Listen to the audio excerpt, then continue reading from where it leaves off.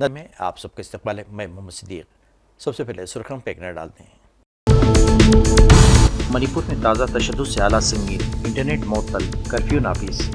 25 अरकान असम्बली ने गवर्नर से की मुलाकात, सूरत-ए-हाल को करार दिया तशवीशनाक। वज़ीर-ए-आज़म का 11 साल तक प्रेस कॉन्फ्रेंस ना करना नाकाबिल कबूल है। कांग्रेस की कड़ी तनकीद, मणिपुर के तशद्दुद पर भी उठाए सवाल। हमने पाकिस्तान की शरंगेज़ी के हवाले से यूरोप के शुकूक व शुबहात को दूर किया है। वक्त की वापसी के बाद रविशंकर प्रसाद का बयान। बीजेपी की खारिजा पॉलिसियां मुल्क को एक्का और तनहा कर रही हैं। सुप्रिया शिरीनी का रद्द-ए-अमल, कहा अब तो रूस भी हमारा साथ छोड़ गया है। नई नीति सुर्खियां, अब खबरों की तफसील पेश है। मणिपुर में हफ्ते की रात तशद्दुद के बाद दारुल-हुकूमत समेत 5 अजला में कर्फ्यू नाफिज कर दिया गया है और इंटरनेट खिदमात मुअत्तल कर दी गई हैं। मणिपुर हुकूमत ने ऐलान किया है कि इम्फाल वेस्ट, इम्फाल ईस्ट, थोबल, कॉकचिंग और बिश्नोपुर अजला में अमन की मौजूदा सूरत-ए-हाल को देखते हुए इंटरनेट खिदमात मुअत्तल कर दी गई हैं। नोटिफिकेशन में कहा गया है, इस बात का इम्कान है कि कुछ समाज दुश्मन अनासिर सोशल मीडिया का बड़े पैमाने पर इस्तेमाल करते हुए लोगों के जज्बात को भड़काने वाली तस्वीर, गाली गलौज और नफरत अंगेज वीडियो पैगामात फैला रहे हैं, जिसका रियासत मणिपुर में अमन की सूरत-ए-हाल पर संगीन असर पड़ सकता है। उधर 25 अरकान असम्बली ने आज गवर्नर से मुलाकात की और तशद्दुद के हालात को इंतहाई तशवीशनाक करार देते हुए क़याम अमन के लिए जामे इक़दाम की ज़रूरत पर जोर दिया है। Scenario in Manipur where five of our boys who belongs to Arambai Tengol has been arrested, as everyone knows, and then after that we have like the entire state has become in a panic mode, and then in certain locations there has been bans and blockades, the internet has been shut down, there is curfew in the in most of the districts in the valley. So what we have requested in the we have requested the Honorable Governor is that first of all, if the government wants to arrest anyone at this point of juncture, you should clarify first that he is going to be arrested for these purposes. So what the Honorable Governor has clarified to us is that he and the advisor, the security advisor, has told us is that one person that has been picked up by the CVI for a personal case, and 4 of them is not related to the CVI case. They are just doing some background research by the local police department, and then if they don't find anything, they will release them. So I think at this point of juncture, whatever the reason is, whatever the problem is, I think of all our political parties, what we have suggested is that if there are going to be any arrests, I think the public needs to be clarified first. How many can you have gone? I think around 20 to 23 MLAs belongs to all the parties and all the different parties. That exactly, I don't have a count with me now. We have NPP also was there, I think, and some from our Naga community is also there. So I think almost all the parties have been represented there, mostly them. From the side corners of the party, now it is committed, the waiting process has been also been, now has gone beyond their aspect, is beyond their limit now to their answers. You see, at this juncture, you see running for the power. How do you take from your party point of view? See, that's different. तवील अरसे बाद कांग्रेस ने आज वज़ीर-ए-आज़म नरेंद्र मोदी की press के बराह रास्त सवालात का सामना न करने का मामला उठाया और कहा कि एक रियासत के सरबराह के लिए 11 साल तक प्रेस कॉन्फ्रेंस न करना नाकाबिल कबूल है। कांग्रेस कम्युनिकेशन डिपार्टमेंट के इंचार्ज जयराम रमेश ने यहां एक बयान में कहा कि हर रियासत का सरबराह वक्तन फ़ौक्तन प्रेस कॉन्फ्रेंस करता है, लेकिन हमारे वज़ीर-ए-आज़म को प्रेस के बराह रास्त सवालात का सामना करते हुए 11 साल हो चुके हैं। इन्होंने कहा कि गुज़िश्ता साल इंतखाबी मुहिम के दौरान मिस्टर मोदी ने एक शो की तरह मीडिया की बातचीत को प्रोड्यूस डायरेक्ट किया और स्क्रिप्ट किया, जिसमें इन्होंने खुद को नॉन बायोलॉजिकल कहने का मशहूर दावा भी किया था, लेकिन आज तक इन्होंने कभी भी एडिटिंग के बगैर, स्क्रिप्ट के बगैर एक भी हकीकी प्रेस कॉन्फ्रेंस या मीटिंग की हिम्मत नहीं दिखाई। मणिपुर में तशद्दुद का तस्करा करते हुए इन्होंने कहा कि मणिपुर के अवाम वज़ीर-ए-आज़म की बेरुखी की कीमत चुका रहे हैं। ऑपरेशन सिंदूर के बाद हिंदुस्तान के मौक़िफ़ की वज़ाहत करने के मकसद से रविशंकर प्रसाद की क़यादत में यूरोप के चुनिंदा मुल्कों का दौरा करने वाला अरकान पार्लियामान का कुल जमाती वफ़द मुल्क लौट आया है। मुल्क लौटने के बाद मीडिया से बात करते हुए रविशंकर प्रसाद ने कहा कि दौरा समरावर रहा और इस दौरे के बाद यूरोपीय मुल्कों के हिंदुस्तान के साथ ताल्लुकात मज़ीद मुस्तहकम हुए हैं। इन्होंने कहा कि हमने पाकिस्तान की शरंगेज़ी के हवाले से यूरोप के शुकूक शुबात का दूर करने की कामयाबी हासिल की है। फिर हम लोग डेनमार्क कोपेनहेगन गए, फिर हम लोग इंग्लैंड गए, फिर ब्रसल्स और जर्मनी। हर जगह संसद के वरिष्ठ लोग, मंत्रीगण, थिंक टैंक, मीडिया और भारतीय कम्युनिटी से बातचीत हुई।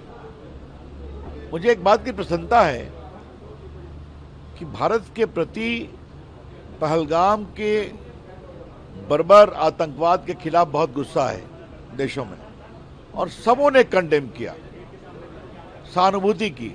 ये एक बहुत नई बात है। और जिस उद्देश्य से हम लोग को भेजा गया था, we saw a great convergence, beat England, beat Germany, beat Copenhagen, beat Germany और इवन इन ब्रसल्स। हम लोग यूरोपियन पार्लियामेंट में भी गए और हर जगह एक स्वर से इसकी आलोचना हुई। और भारतीय जो थे वो तो बहुत उत्साहित थे हम लोग से मिलकर करके। उन्होंने भी अपना एक प्रकार से रोष प्रकट किया और देश के साथ मजबूती से खड़े होने का संकल्प भी रखा।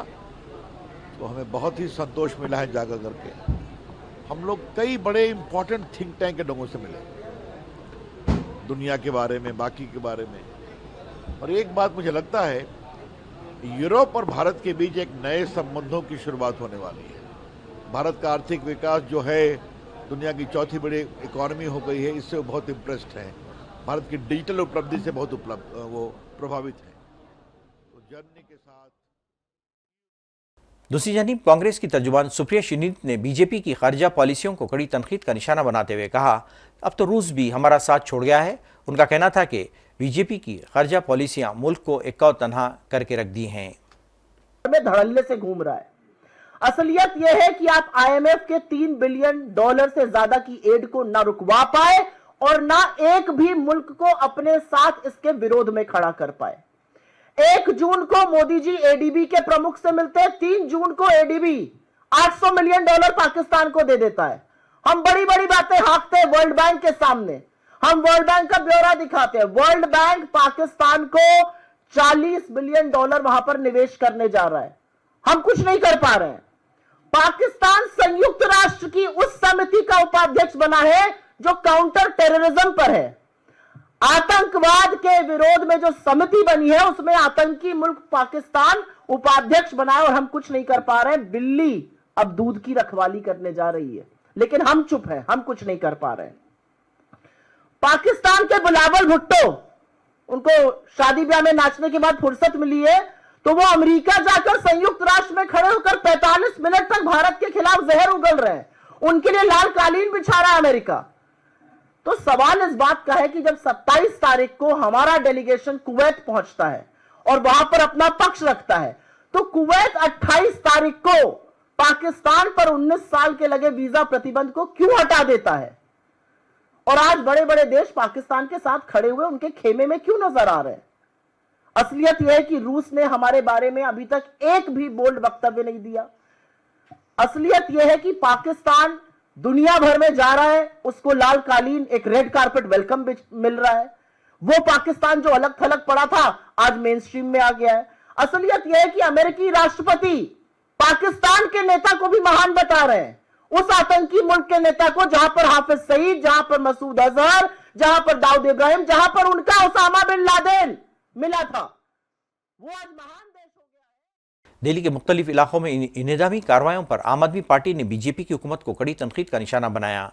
आम आदमी पार्टी का कहना है कि सबको घर मिलेगा के वादे के साथ इख्तिदार में आने वाली बीजेपी आज दिल्ली के लोगों को बेघर करने का काम कर रही है।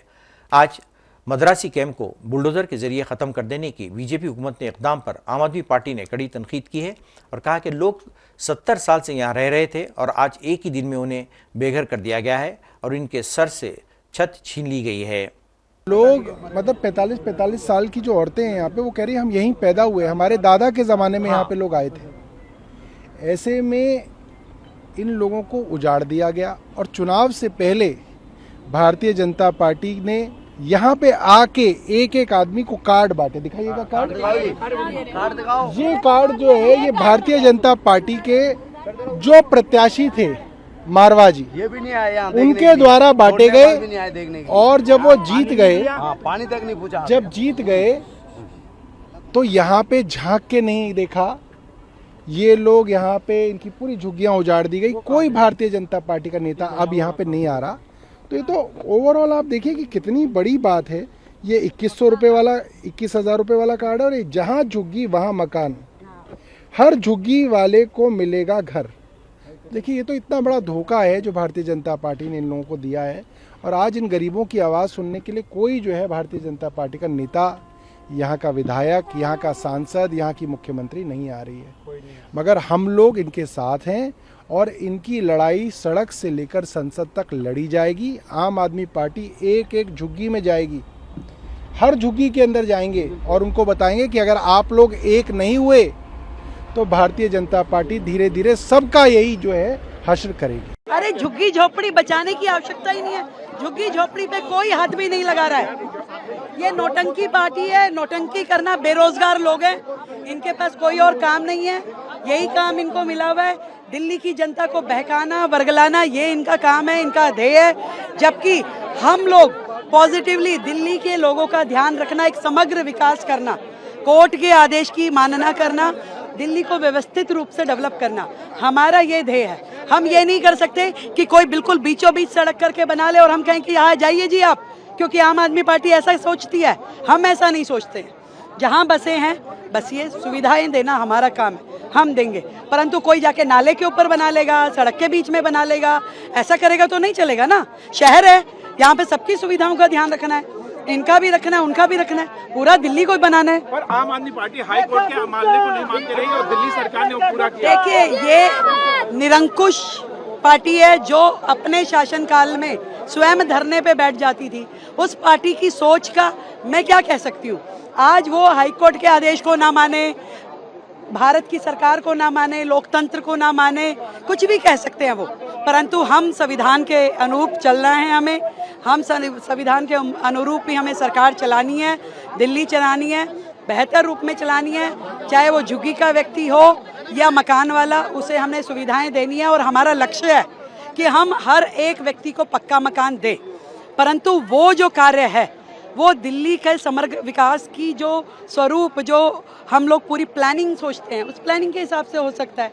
ऐसा तो नहीं हो सकता है जो कल आके बसे और आज कहे मुझे मकान दे दो। कोई दिल्ली ऐसे कैसे देगी? आखिर तो लोगों के टैक्स का पैसा है।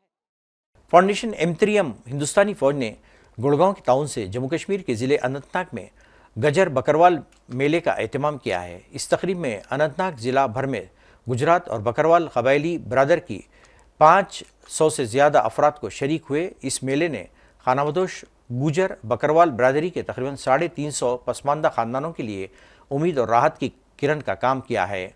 उनकी तर्ज ज़िंदगी की मुनफरिद ज़रूरियात को पूरा करने के लिए ज़रूरी सामान बशमुल तिरपाल, सोलर लाइट्स, कंबल और यूटिलिटी बैग तकसीम किए गए। कबीले के लोगों ने फ़ौज के इस कदम की सिताइश की और इनकी मदद करने पर फ़ौज से इज़हार तशक्कुर किया है कि हम इंडियन आर्मी जो अपने एफर्ट्स डालती है, आपको मालूम ही है कम्युनिटी के साथ में बहुत सारे इनिशिएटिव्स चलते हैं, तो हमारा ये डिस्कशन था कि इनके साथ और क्या किया जाए, कैसे इसको आगे बढ़ाया जाए। तो उसमें एक ये था कि जैसे ही अमरनाथ यात्रा शुरू होती है, यहाँ बहुत सहूलियत की ज़रूरत होती है और यही लोग हैं जो हमारे तीर्थयात्रियों को वहाँ तक लेकर जाते हैं। तो हमने मतलब गुज्जर बकरवाल भाई हैं, लेकिन इसको हमने नाम दे दिया अमर सेवक। हमारे लिए ये अमर सेवक हैं। ये वो लोग हैं जो दूसरों के पुण्यों में भागीदार बनते हैं, उनके पुण्य उनको दिलाने के लिए। तो इनको हम कैसे सहायता कर सकते हैं। एक छोटा सा हमने कार्यक्रम आभार नाम दिया, जो किट आपने देखा होगा, जो ये कैरी कर रहे हैं उसको हमने आभार ही लिखा है, जो MTM फाउंडेशन और इंडियन आर्मी की तरफ से इनके प्रति एक आभार है कि वो इतनी कठिन परिस्थितियों में भी अपनी जिम्मेदारी से पीछे नहीं हटते, चाहे कुछ भी हो जाए। तो वो है। और इसके अलावा आगे के भी डिस्कशंस हैं कि हम पहलगाम में, ये अनफॉर्चुनेट है कि ऐसा कोई एक हादसा हो गया जिसके कारण एक हमें कहें कि पुल बैक आया है, लेकिन मुझे नहीं लगता ऐसी कोई परिस्थितियां यहाँ हैं। आज का ये उत्साह देखकर, आज का ये आयोजन देखकर मुझे ये लगता है कि करता है फौज। अच्छा, क्या क्या मिला? हाँ, अच्छा, क्या क्या मिला आज यहाँ पे? आज तो एक बैग मिला, इसमें देखा नहीं क्या, और चाय भी मिला, सब खाने मिला, इसमें देखेगा घर में क्या मिला है, दवाई वगैरह? दवाई भी मिला। अच्छा, हाँ, अच्छे तरीके से। कितने खुश हैं आप? अब बहुत खुश है। हाँ, बहुत। तो हर साल ये फौज? हाँ, हर साल ये मेला कामयाब रहेगा इंशाल्लाह। हाँ, तो दूर दूर से। बिजली चोरी मामले में संभल के MP जियाउर रहमान बर्क को बड़ी राहत मिली है।